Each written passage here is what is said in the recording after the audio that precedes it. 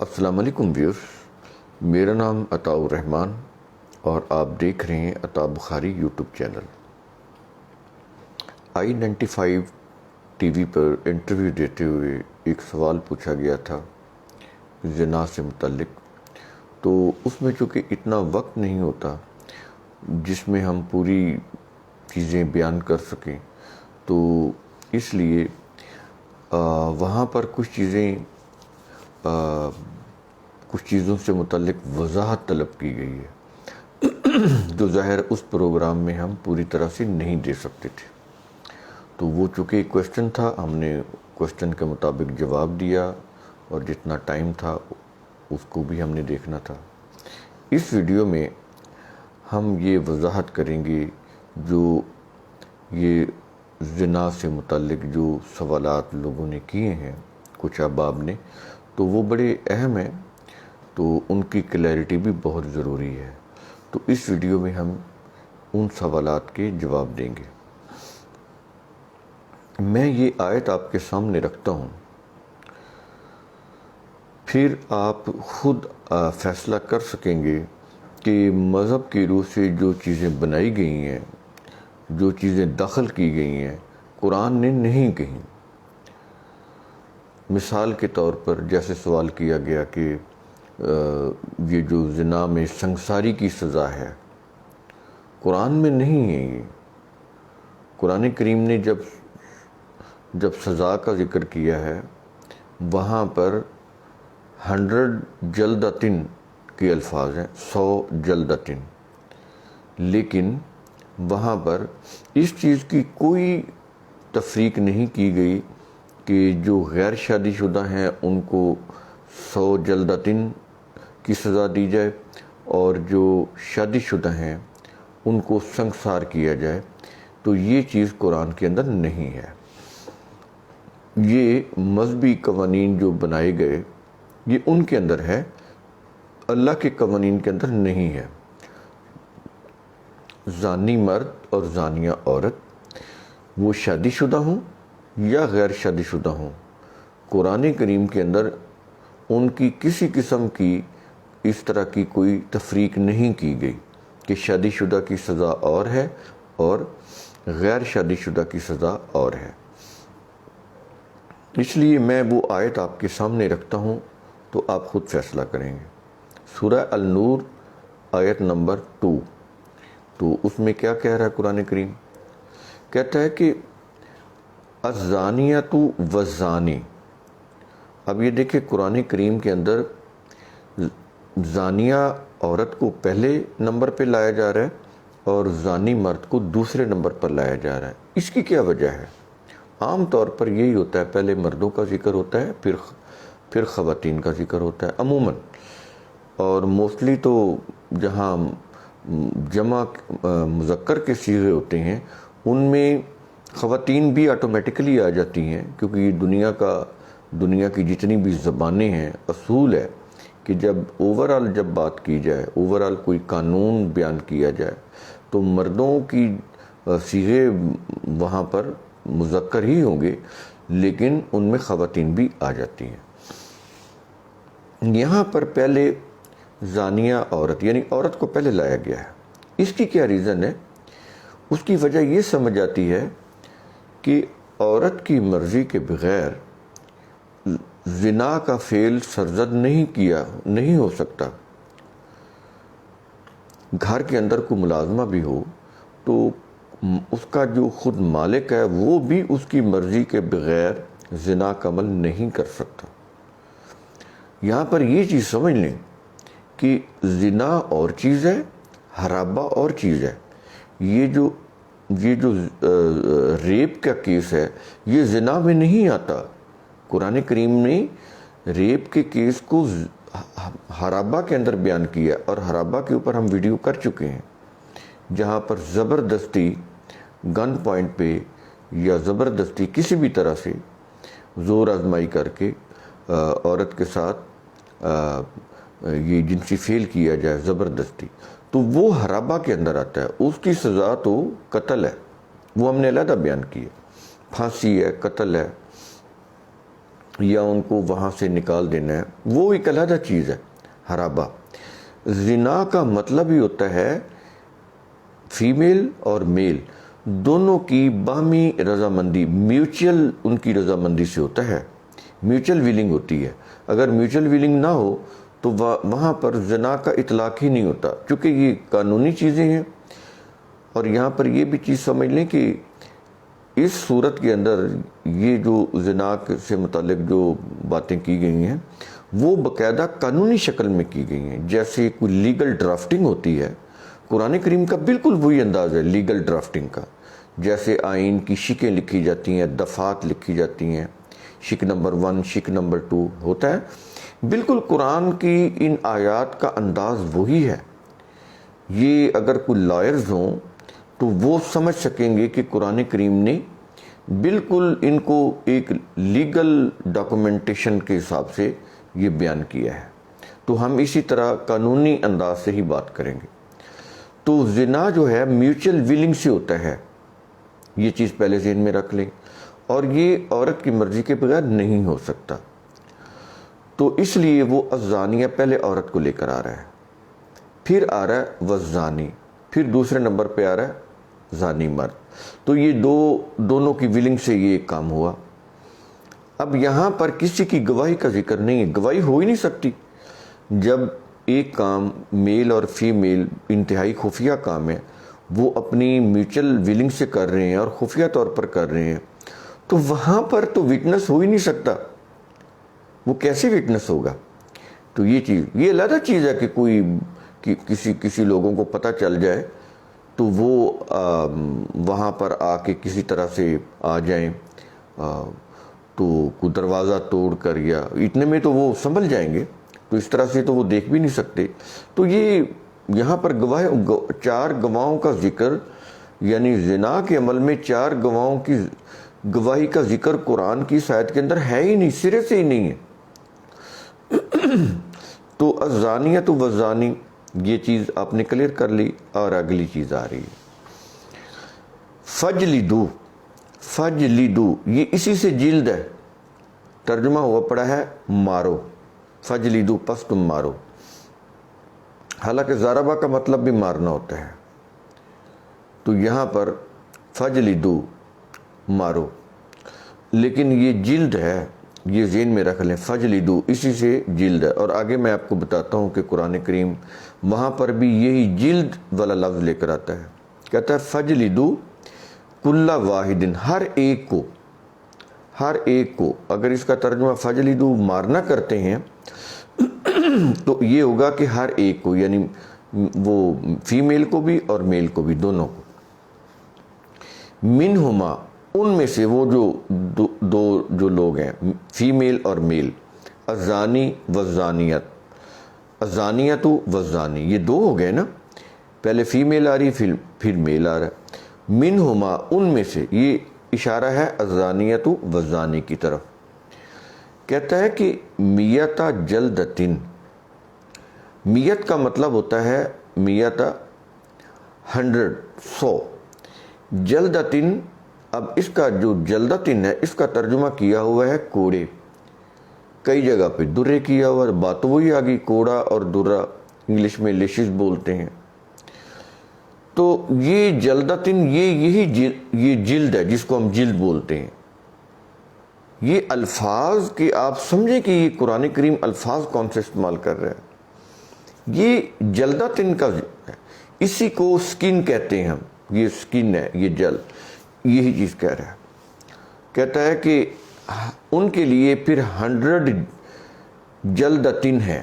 اب میں اس کا ترجمہ کوڑے نہیں کروں گا، میں اس کا ترجمہ درے نہیں کروں گا، میں جلدتن کو جلدتن ہی کروں گا، کیونکہ یہ جلد سے بنا ہے۔ یہ لفظ اردو میں یہ جو جلد ہم بولتے ہیں، یہ لفظ اسی سے ہے، جس کو انگلش میں سکن بھی بولتے ہیں۔ تو یہ اس کا مطلب کیا ہوا؟ اس کا مطلب یہ ہوا کہ زانیہ عورت اور زانی مرد جب کوئی کسی طرح سے ایویڈنس سے ثابت ہو جائے کہ انہوں نے یہ عمل کیا ہے، تو اس کی جو پنشمنٹ قرآن نے بتائی ہے وہ یہ ہے کہ دونوں کو 100 جلدتن کی سزا دی جائے۔ اب جلدتن کوئی ایسی چیز ہے جو سکن سے بنی ہوئی ہے، جلد سے بنی ہوئی ہے، تو وہ کسی جانور کی جلد بھی ہو سکتی ہے، اس سے بھی کوئی وہ جیسے چھانٹا یا اس طرح کی کوئی چیز ہوتی ہے تو وہ اس طرح کی کوئی بھی چیز ہو سکتی ہے، وہ جلد سے بنی ہوئی ہو۔ اور یہ جو ہے فجلدو جس کا ترجمہ کیا ہوا ہے مارو، وہ بھی تو وہی ملتا جلتا لفظ ہے جلد کے ساتھ، فجلدو جلد۔ تو اس سے یہ چیز ثابت ہو رہی ہے کہ جو جلدتن ہے، 100 جلدتن، وہ اس طرح سے مارنے ہیں، لگانے ہیں، اس کی سزا اس طرح سے ہوگی کہ اس کا اثر جو ہے وہ جلد تک رہے۔ یہ دیکھ رہے ہیں، یہ قرآن کریم ہے، یہ اس طرح سے یہ مذہبی لوگوں کی کتاب ہی نہیں ہے۔ وہ کہتا ہے کہ اس کی جو پنشمنٹ ہوگی، جو عدالت دے گی ان کو، جب ایویڈنس آ جائے گا، جرم ثابت ہو جائے گا، تو یہ جو جلدتن 100 ہیں، یہ اس طرح سے ان کی جلد کے اوپر لگائے جائیں کہ اس کا اثر ان کی جلد تک رہے، آگے ان کی ہڈیوں کو نقصان نہ پہنچے، آگے ان کی گوشت کو نقصان نہ پہنچے کہ خون رسنا شروع ہو جائے یا ان کی ہڈیاں ٹوٹ جائیں۔ یہ نہیں ہونا چاہیے۔ قرآن جو ہے وہ مجرم سے نفرت نہیں دلاتا، وہ جرم کو روکنا چاہتا ہے۔ پہلے تو وہ یہ کہتا ہے کہ تزکیہ نفس کیا جائے، ان کے ذہن کو پیوریفائی کیا جائے، لوگوں کے ذہن کے اندر اللہ کی اقدار وہ بٹھائی جائیں۔ جب وہ اللہ کی اقدار، اس کی ویلیوز، ضابطے اس کے ذہن میں بیٹھیں گے تو لوگ ایسا جرم نہیں کریں گے، پاکیزگی اختیار کریں گے، ان کی آنکھوں میں، ان کے ذہن میں پاکیزگی ہوگی، پاکیزہ سوچ ہوگی، تو وہ جرم کریں گے ہی نہیں۔ اگر جرم ہو جاتا ہے تو وہ اس کو ایز اے ایکسیپشنل کیس لیتا ہے، جس کو آپ کہتے ہیں کہ استثناء، کہ روٹین میں تو یہ ہونا چاہیے کہ تزکیہ نفس ہو، لوگ برا کام ہی نہ کریں۔ لیکن اگر کچھ چند لوگ برے ہوں تو وہ ایز اے ایکسیپشن، استثنائی معاملہ کہتا ہے کہ روٹین سے ہٹ کر، تو ان کے لیے پھر وہ کہتا ہے کہ 100 جلدتن کی پنشمنٹ۔ تو میں نے بتایا کہ وہ ان کی جلد تک اس کا اثر ہونا چاہیے، اس سے آگے گوشت کی ہڈیاں یہ ڈیمیج نہیں ہونی چاہیے۔ اب چیز سمجھ آئی؟ پہلی چیز اس کے لیے کیا حل پیش کرتا ہے؟ تزکیہ نفس، کہ ان کے جو انسانوں کے نفس ہیں، قرآن کے اصولوں کی روح سے، اللہ کی ویلیوز کی روح سے جو قرآن کے اندر ہے، ایسی تعلیم اور تربیت دی جائے کہ لوگ یہ برا کام نہ کریں۔ تو پھر اگر کوئی ایکسیپشنل کیس ہو گیا روٹین سے ہٹ کر، تو وہ جو لوگ ہیں ان کو اس طرح سے سزا دی جائے کہ 100 جلدتن کی۔ اب یہ جو 100 جلدتن ہے فیمیل اور میل دونوں کو، تو وہ میں نے بتایا اس طرح سے ہو کہ ان کا اثر اس کی جلد تک ہو، آگے گوشت اور ہڈیاں ڈیمیج نہیں ہونی چاہیے۔ تو یہ 100 جلدتن تبھی لگ سکتے ہیں نا، یعنی 100 جلدتن، اگر یہ جلدتن جو وہ ٹکٹکی پہ باندھ کے، وہ جو ایک ڈکٹیٹر کے دور میں تماشا لگا تھا، شریعت کو، دین کو مذاق بنایا گیا تھا، وہ سزا قرآن کے اندر نہیں ہے، وہ انسانوں کی بنائی ہوئی ہے، مذہبی پیشواؤں کی بنائی ہوئی ہے۔ تو اللہ تو غفور الرحیم ہے، وہ تو سزا بھی اس انداز سے دیتا ہے تاکہ لوگوں کو بس نصیحت ہو جائے، عبرت ہو جائے، باقی لوگوں کے لیے بھی عبرت ہو جائے، لوگ ایسا کام نہ کریں۔ تو دیکھیں، عزت نفس بہت بڑی چیز ہوتی ہے، تو عزت نفس تو ہرٹ ہوئی نا، پوائنٹ آؤٹ ہو گئے، ڈکلیئر ہو گئے، سزا ڈکلیئر ہو گئی، ان کو سزا مل گئی، تو یہ کوئی کم سزا نہیں ہوتی۔ ضروری نہیں ہے کہ آپ اس کے جسم کو چھلنی کر دیں، مار مار کے اس کی چمڑی ادھیڑ دیں، اس کے گوشت کو نقصان پہنچائیں، اس کی ہڈیاں توڑ دیں، یہ مقصد نہیں ہے قرآن کریم کا۔ تو یہ 100 جو جلدتن کی سزا ہے، 100 اگر یہ والے درے یا کوڑے ہوں، وہ تو شاید 10 یا 20 کھا کے وہ گر جائے گا آدمی. 100 جلدتن اگر یہ والے اگر آپ کہتے ہیں جو ٹکٹکی باندھ کر مارے جاتے ہیں تو وہ تو 10-20 اس سے زیادہ نہیں. گر جائے گا آدمی, برداشت نہیں کر سکے گا. تو پھر یہ جو 100 کہہ رہا ہے تو اس سے مراد یہ ہے کہ یہ اس طرح سے وہ چیز جلدتن وہ ایسے ہیں کہ 100 لگائے جا سکتے ہیں, تبھی تو وہ 100 کہہ رہا ہے نا. اگر یہ 100 جلدتن اس طرح کے ہوں جیسے مذہب والوں نے بنائے تو وہ تو پھر قرآن 100 کی سزا ہی نہ دیتا, وہ تو 10-20 کی کافی تھی, کیونکہ اتنے کھا کر ایک اچھا خاصا صحت مند طاقتور انسان گر جاتا ہے, برداشت نہیں کر سکتا. اگر آپ ایکسپیریمنٹ کریں, کسی کو مار کے دیکھیں 5-7 تو پھر دیکھیں کیا اثر ہوتا ہے. 100 پہ جا ہی نہیں سکتے آپ. تو قرآن کریم ایسی سزا نہیں دیتا جو انسان برداشت ہی نہ کر سکے. تو اب سمجھ آئی کہ یہ جلدتن کیا ہوتا ہے.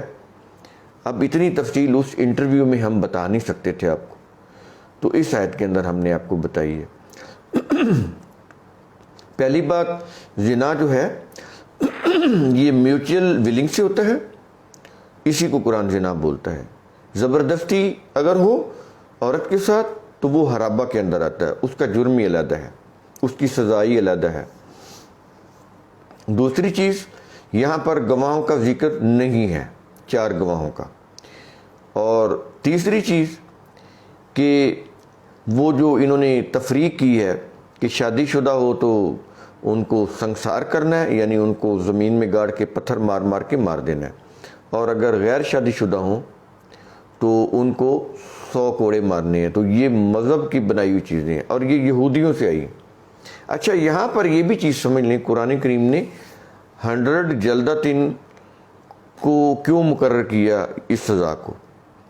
اصل میں ہوتا یہ تھا کہ اگر جیوز کی آپ ہسٹری پڑھیں, کیونکہ پہلے تو جیوز چلے آ رہے تھے, تو جیوز جو تھے اگر کوئی یہ کام کرتا تھا تو اس کو یہ کوڑوں کی سزا بھی دیتے تھے, جو جس کو آپ کوڑے کہہ رہے ہیں, لیکن قرآن تو جلدتن کہہ رہا ہے. میں نے واضح کر دیا جلدتن کیا ہوتا ہے.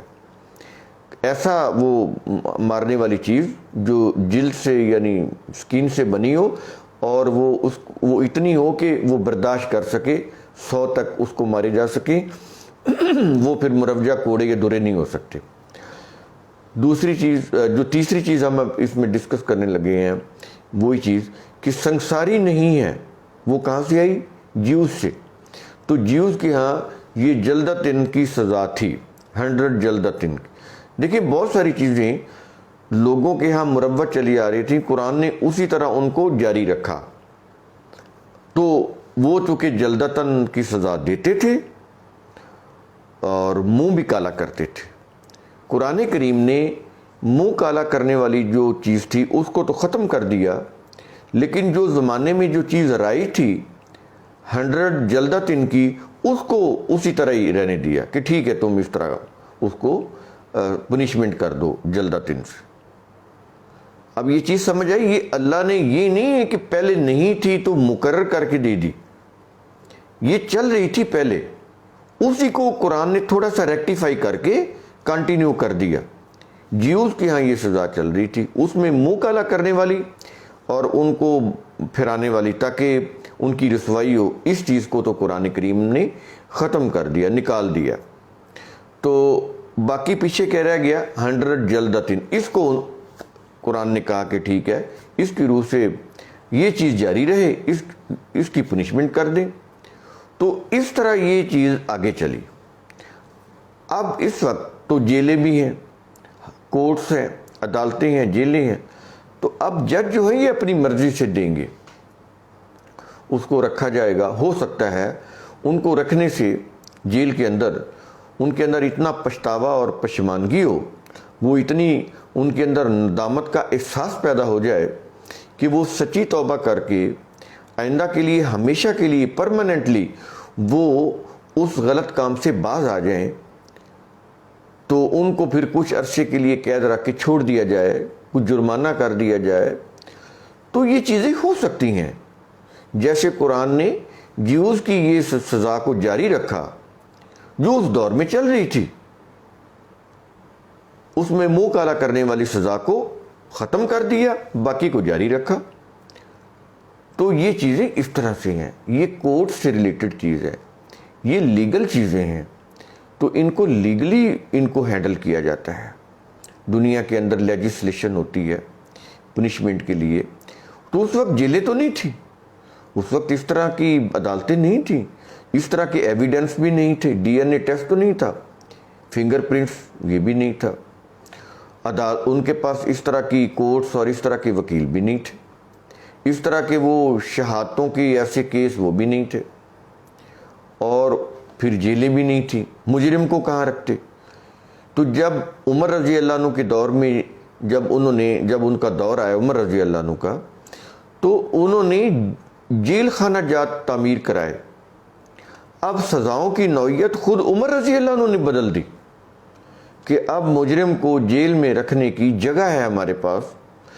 پہلے تو عرب جیل کو جانتے ہی نہیں تھے، کسی نظام کو ہی نہیں جانتے تھے، حکومت کیا ہوتی ہے، ریاست کیا ہوتی ہے، سلطنت کے اصول ضابطے کیا ہوتے ہیں، ڈسپلن کیا ہوتا ہے، آرگنائزیشن کیا چیز ہوتی ہے، وہ نہیں جانتے تھے۔ بالکل بدو صحرائی لوگ تھے، وہ تو جانتے ہی نہیں تھے عدالت کیسے لگائی جاتی ہے، عدالت کے اندر کیس کیسے پٹ اپ کیا جاتا ہے، مجرم کو کیسے سزا دینی ہے، کیا اصول ہے۔ جیلیں ان کے پاس نہیں تھی۔ جب عمر رضی اللہ عنہ کے دور میں انہوں نے جب جیلیں ڈیولپ کی تو پھر سزائیں بھی انہوں نے بدل دی، مجرموں کو اندر رکھ کر سزا دی جاتی تھی، وہ یہ نہیں کہ مارا جاتا تھا، ان سے کام لیے جاتے تھے۔ جو کوئی کام قیدی جانتا تھا اس قیدی کو وہی کام سپرد کر دیا جاتا تھا۔ کوئی سلائی کا پرونے کا کام جانتا تھا، کوئی چکی چلانے کا جانتا تھا، تو اس طرح سے ان کو کام پہ لگایا جاتا تھا قید میں رکھ کر، اور اس کے ساتھ ساتھ ان کی ذہنی تربیت کی جاتی تھی قرآن کے اصولوں کی روح سے، تاکہ وہ صحیح ایجوکیشن سے اپنے جرائم سے وہ باز آ جائیں، اور وہ جو غلط چیزیں ان کے ذہنوں میں بیٹھی ہوئی ہیں، قرآن کے ضابطے اور قوانین کو بار بار سنانے سے ان کی روح سے ان کو ایجوکیٹ کرنے سے ان کے جو ذہنی حالت ہے وہ پاکیزہ ہو جائے، مینٹل پیوریفیکیشن کا عمل ہو جائے، ان کی نظروں میں پاکیزگی آ جائے۔ تو اس کا اہتمام کیا جاتا تھا، مارنے پہ وہ فوکس نہیں ہوتا تھا، ان کی ذہنی تربیت کرنے کے، ان کی ذہنی طور پر ان کے اندر تعمیری اور مثبت تبدیلی لانے پر ان کا فوکس ہوتا تھا۔ یہ ہوتی تھی جیلیں عمر رضی اللہ عنہ کے دور میں۔ سمجھ آئی اسلامی اسٹیٹ کے اندر، اسلامک اسٹیٹ کے اندر کیا چیزیں ہوتی ہیں؟ تو اس طرح سے دیکھا کریں آپ چیزوں کو، قرآن کریم تدبر سے سمجھ آتا ہے۔ تو یہ چیز ہوگی، اب یہ چیزیں کلیئر ہوگی کہ سنگساری کی سزا نہیں ہے۔ اور آگے آئے قرآن کریم کیا کہتا ہے کہ وَلَا تَأْخُذْكُمْ بِهِمَا رَأْفَةٌ فِي دِينِ اللَّهِ، کہ اللہ کا دین، یہ جو نظام ہے ایک سلطنت کی سطح کے اوپر جو نافذ ہوتا ہے، اس میں اگر وہ پکڑے جائیں زانیہ عورت اور زانی مرد، تو پھر ان کو جو پنشمنٹ دینی ہے اس کے اندر کوئی رعایت نہیں ہونی چاہیے، یعنی اس طرح پنشمنٹ دو کہ وہ لوگ توبہ کر لیں، دوبارہ ایسا کوئی جرم سرزد نہ ہو، ان کی اس طرح سے ان کے ساتھ معاملہ کیا جائے پنشمنٹ کا کہ دوبارہ یہ حرکت نہ ہو، دوبارہ معاشرے کے اندر اس طرح کی چیزیں نہ ہو غیر اخلاقی۔ تو آگے کہتا ہے کہ ان کنتم مومنین، ان کنتم تؤمنون باللہ والیوم الآخر، اگر تم اللہ پر یعنی اس کے قانون پر یقین رکھتے ہو، ایمان رکھتے ہو، اور آخرت کے اوپر ایمان رکھتے ہو کہ وہاں تمہارا مواخذہ ہوگا، تو کہتا ہے کہ پھر ان کی جو پنشمنٹ ہے وہ بالکل عدل کے ساتھ ان کو دینی ہے۔ یہ نہیں ہے کہ پنشمنٹ سے زیادہ ان کو کوئی ذہنی یا جسمانی تم ٹارچر کرنے لگ جاؤ، بالکل نہیں۔ اور اس کے لیے، اس کو مانیٹر کرنے کے لیے کہ پنشمنٹ سے زیادہ ان کو سزا نہ دی جائے، ان کو جسمانی طور پر یا ذہنی طور پر ان کو اذیت کا نشانہ نہ بنایا جائے، یا کوئی رعایت نہ دی جائے۔ دونوں صورتیں ہوتی ہیں نا، لمٹ کو کراس کر جانا یا لمٹ تک بھی نہ رہنا، بالکل نیچے چلے جانا، بالکل اوپر چلا جانا، تو افراط و تفریط ہو گیا نا. تو کہتا ہے یہ نہیں کرنی. اور اس کو مانیٹر کرنے کے لیے کیا کہتا ہے کہ جب یہ سزا کا عمل ہو، وَلْيَشْهَدْ عَذَابَهُمَا، جب یہ سزا کا عمل ہو تو وہاں پر یہ چاہیے کہ طائفۃ من المومنین، کہ مومنین میں سے ایک گروہ جو ہے ایک وہ وہاں پر موجود ہو. کون سا گروہ؟ تماشا دیکھنے والا نہیں. ہماری وہ مذہب کی روح سے وہیں پہ نظر جاتی ہے کہ تماشا دکھانے والے، دیکھنے والے لوگ ہوں، ان کے سامنے ان کو ٹکٹکی پہ لگا کے ان کو ایسے زور زور سے کوڑے مارے جا رہے ہوں، وہ ہائے ہائے کر رہے ہوں، اور وہ ان کی چمڑی ادڑ جائے اور ان کی ہڈیاں ٹوٹ جائیں، خون رس رہا ہو. بالکل نہیں. یہ ہے وَلْيَشْهَدْ، کہ ایک گروہ ہو مومنین کا، صحیح لوگوں کا، ان کی موجودگی میں یہ سزا دی جائے، تاکہ سزا میں وہ مانیٹر کریں کہ نہ سزا کے اندر کوئی رعایت دی جائے اور نہ ہی سزا سے زیادہ ان کو کوئی ذہنی یا جسمانی اذیت دی جائے. یہ ہے اس کا مقصد ان کے وہاں موجود ہونے کا. ان میں پھر کون ہو سکتا ہے؟ ڈاکٹر ہو سکتا ہے جو فزیکلی چیک کرے گا کہ آیا یہ سزا کو برداشت کر سکتا ہے، اس کی ذہنی حالت، اس کا بلڈ پریشر، جو چیزیں جو بھی جیسے سزا جیسے قانون ہے وہ پہلے دیکھتے ہیں، ان کو ہیلتھ کو چیک کرتے ہیں کہ آیا اس قابل ہے کہ اس کو سزا دی جائے. تو یہ چیز، اور آگے پھر وہ جیلر، جو بھی جیل کا وہ افسر ہوگا، وہ اس کی موجودگی بھی ہوگی. تو مانیٹر کرنے والی وہ لوگ، وہ گروپ، کہ کہیں وہ دیکھ رہے ہوں، جیسے آج این جی اوز ہیں کہ وہ کہتے ہیں کہ یہ جو سزا ہے فلاں جو اس کے قانون کے خلاف ہے. میں نے ایک مثال دی ہے این جی اوز کی، کچھ ضروری نہیں کہ وہاں پہ این جی اوز ہوں. قرآن تو مومنین، وہ کہہ رہا ہے کہ مومنین وہاں پر ہوں. وہ اس میں جیل کا عملہ بھی ہو سکتا ہے، اس میں میڈیکل سٹاف بھی ہو سکتا ہے، اس میں کوئی قانون کے جو مقرر کردہ لوگ وہ بھی ہو سکتے ہیں جو وہاں پر احتساب کے یا وہ مانیٹرنگ کرنے والے کہ سزا جو ہے وہ صحیح طریقے سے دی جا رہی ہے، کہیں رعایت تو نہیں برتی جا رہی، یا لمٹ سے زیادہ کوئی ذہنی یا جسمانی اذیت تو نہیں دی جا رہی. تو یہ چیز ہے وہاں پر. یہ جی سورہ النور کی آیت نمبر 2 ہے جس کی میں نے آپ کے سامنے پوری وضاحت رکھی ہے. اب دیکھ رہے ہیں کہ قرآن کریم اپنی بات کو کتنا کلیئر کرتا ہے، کتنا واضح کرتا ہے. اس کو کسی انسانوں کی لکھی ہوئی کتابوں کی کوئی ضرورت نہیں ہے. اللہ ایک قانون بیان کرتا ہے اور خود ہی اس کی وضاحت بھی کرتا ہے. اب ہم اگلی جو آیت کریں گے سورہ النور کی، وہ آیت نمبر 4 ہے. اس میں 4 گواہوں کا ذکر ہے اور اس میں ہم دیکھیں گے کہ وہ گواہ کس مقصد کے لیے ہیں. تو میرے دوسرا ویڈیو جو ہے میرے ساتھ رہیں، ہم اس ویڈیو میں آپ کے سامنے یہ بات کلیئر کریں گے. شکریہ.